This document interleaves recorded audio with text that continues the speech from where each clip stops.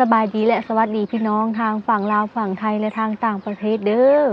มื้อนี้น้องโตเกียวกะสิมารวมยอดให้พี่น้อง FC ฟังเนาะว่ายอดบุญพาป่าสามัคคีบ้านน้องโตเกียวนี่ได้เงินเท่าใดแล้วเนาะพี่น้องบุญนะเพิ่นสิจัดขึ้นวันที่15มีนาสิฮอดนี่แหละพี่น้องปี2568เนาะ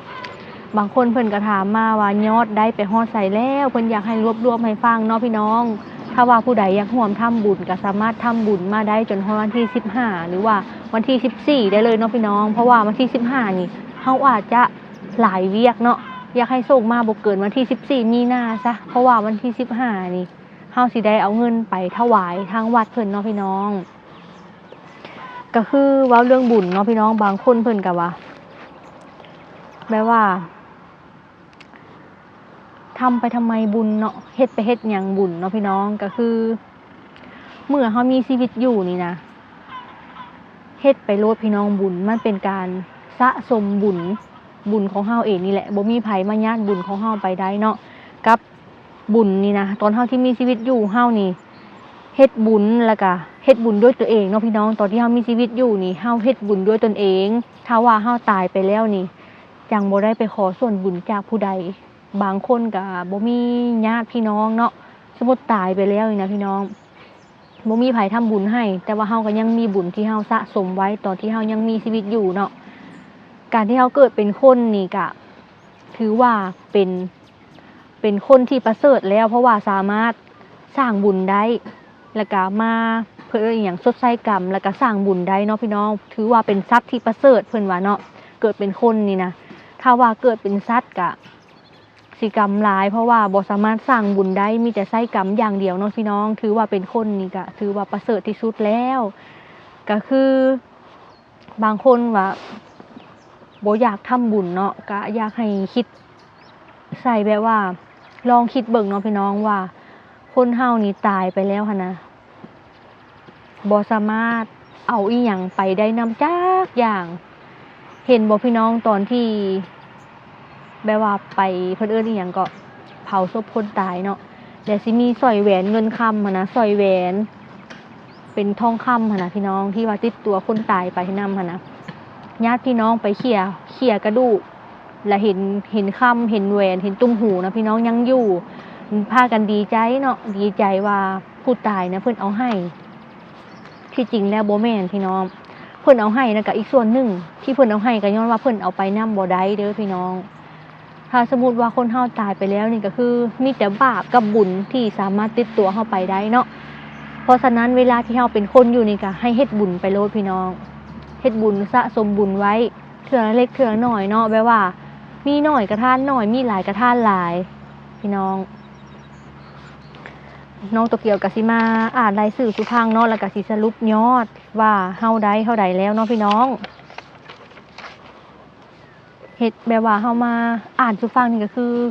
แบบว่าอยากให้พี่น้อง FC ได้ฮู้นำกันเนาะเวลามาทำบุญกับน้องโตเกียวนี่คือตอนที่ทำบุญอันกฐินเนาะตอนนั้นหาได้ยอด2น้องโตเกียวเนาะ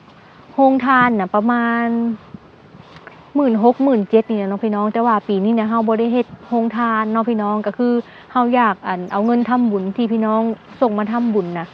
ไปถวายให้แบบว่าเข้างบหลังคาเบิดเลยพี่น้องแบบว่าเอาให้เราไปถวายให้เพิ่นเฮ็ดหลังคาเบิดเลยนะเพราะว่าเพิ่นยังเป็นหนี้หลังคาอยู่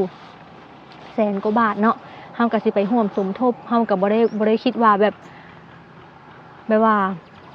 ได้ส่ำใดก็ส่ำนั้นหั่นนะพี่น้องแบบว่าไผอยากทำบุญเท่าใดก็ได้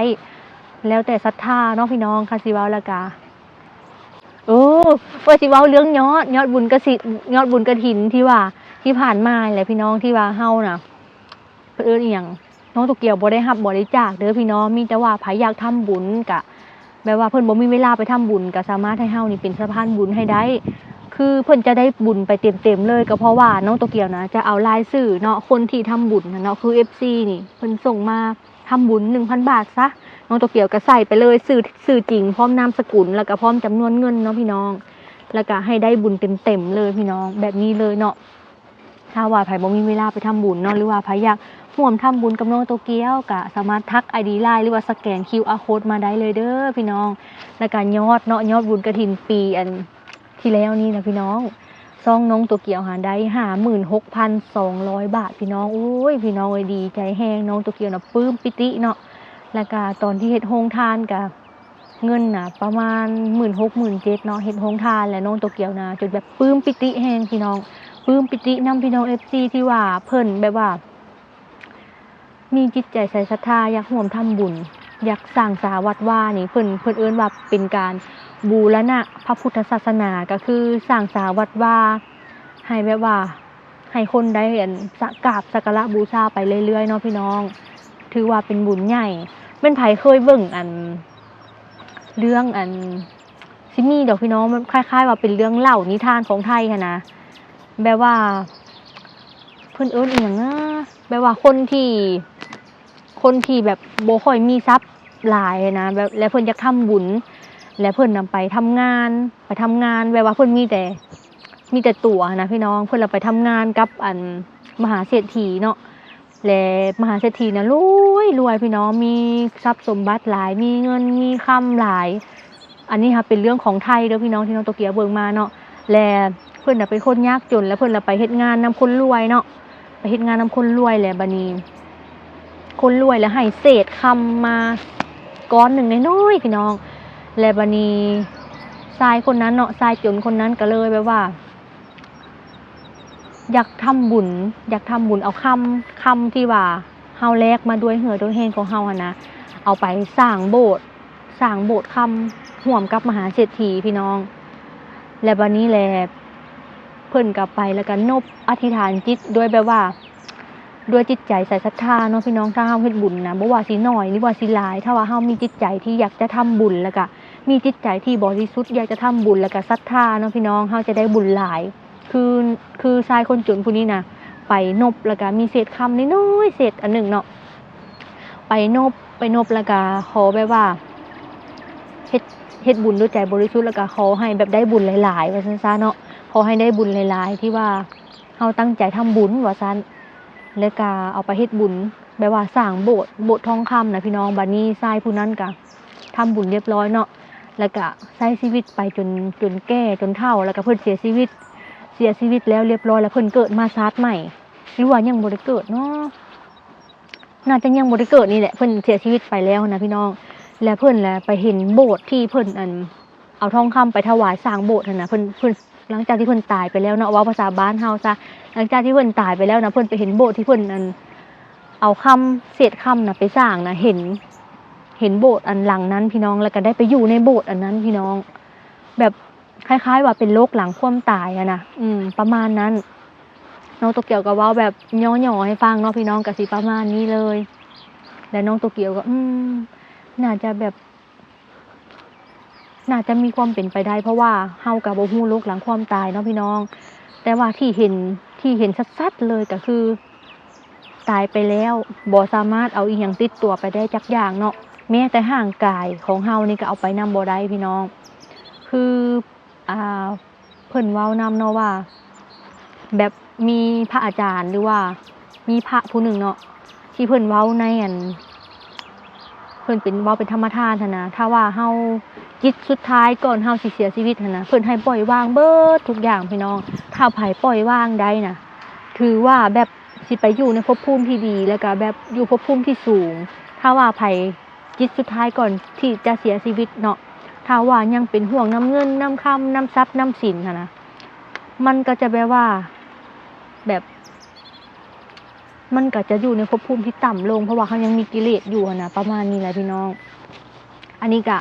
ถ้าไผอยากฮู้ก็ลองไปศึกษาตื่มเบิ่งเด้อพี่น้องแล้วก็แบบว่าคือตอนนั้นเนาะน้องโตเกียวก็ยังบ่ฮู้เกี่ยวกับศีลข้อ5เนาะพี่น้องถ้าไผยังบ่ฮู้ก็สามารถไปเสิร์ชเบิ่งไปค้นหาเบิ่งได้ใน Google เนาะพี่น้องว่า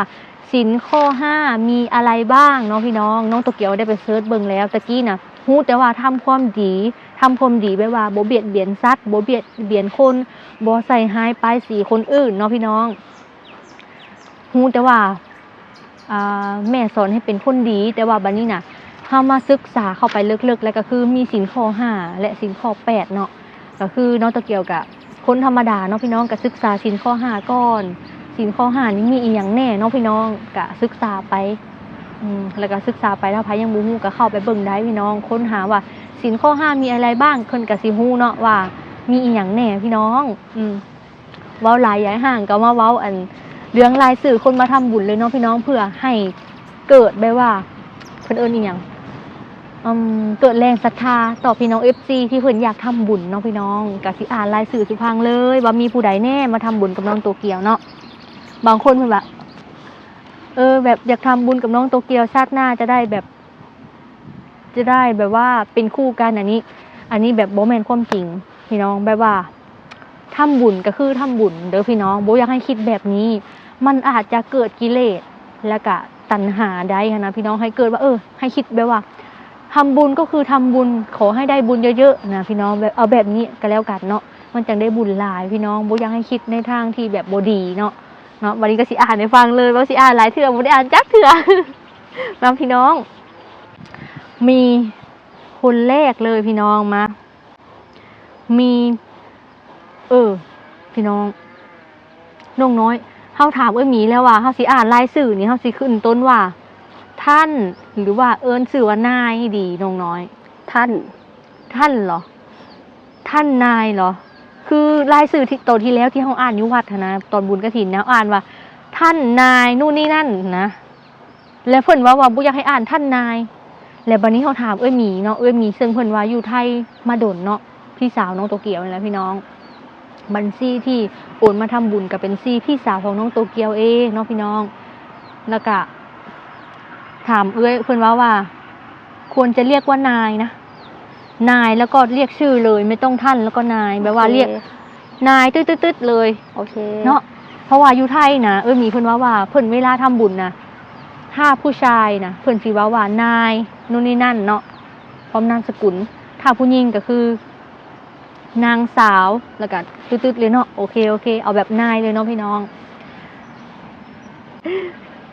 1นายเสถียรสั่งเลิก 1,000 บาทพี่น้อง2นายประตัก500 บาท3นายไตรณรงค์สิริธร500 บาท4 FC ไม่ออกนาม 1,000 บาท5นายจิรวุฒิวงศ์ขลาดจันทร์และญาติทำบุญ500 บาทให้ครอบครัว 1,000 บาทสาธุ6นายพงกฎอ่อนสุวรรณ500 บาท7นายสัจจะเทียนเสม300 บาท8 FC ไม่ประสงค์ออกนาม FC นครสวรรค์พี่น้อง 1,000 บาทแล้วก็ให้น้องโตเกียว500 บาทเนาะเพิ่นบ่ประสงค์ออกนาม9นายสิริชัย500 บาท10นายวีรพล300 บาท11นายสมคิดสุลสาร200 บาท12นายอรันตาลเจริญ500 บาท14 FC ไม่ออกนาม 1,000 บาท15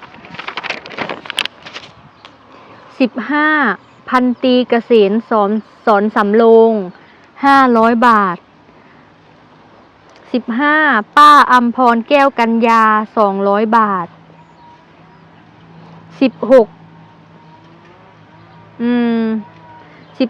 FC จากสระบุรี 1,000 บาท17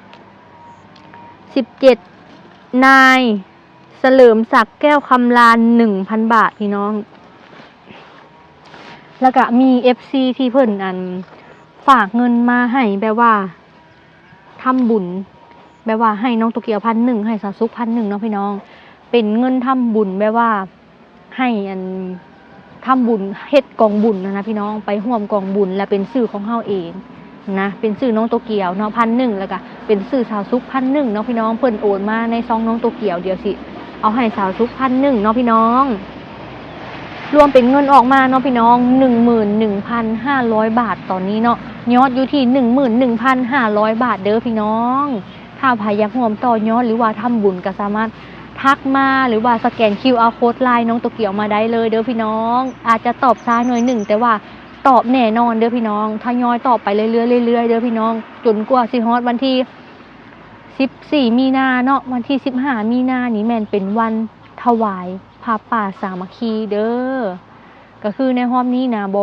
ผ้าป่านี่ก็คือเป็นผ้าป่าสามัคคีบ่มีเจ้าภาพเด้อพี่น้องเพราะว่าบ่มีใครเป็นเจ้าภาพหั้นนะ